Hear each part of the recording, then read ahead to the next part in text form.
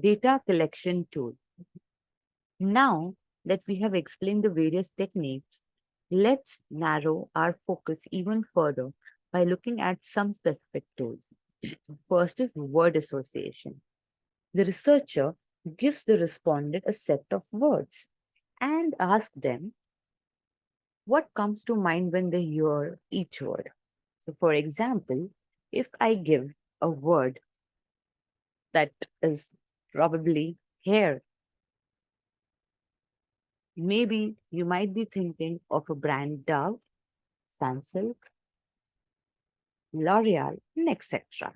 What comes in your mind is what the researcher wants to hear.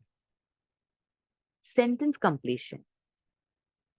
Researcher use sentence completion to understand what kind of ideas the respondent has. This tool involves giving an incomplete sentence and seeing how the interviewer finishes it. Next is role playing.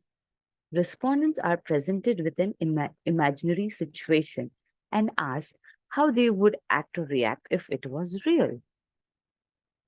In person survey. The researcher asks questions in person, online or web surveys. These surveys are easy to accomplish, but some users may be unwilling to answer truthfully, if at all.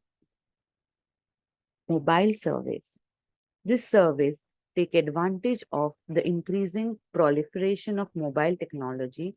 Mobile collection surveys rely on mobile devices like tablets or smartphones to conduct survey via SMS or mobile apps.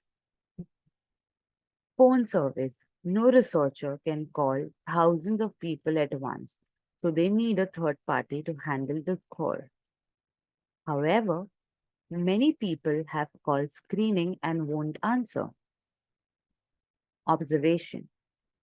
Sometimes the simplest method is the best. Researchers who can make direct observation, collect data quickly and easily with little intrusion and third party bias. Naturally, it's only effective in small scale situations.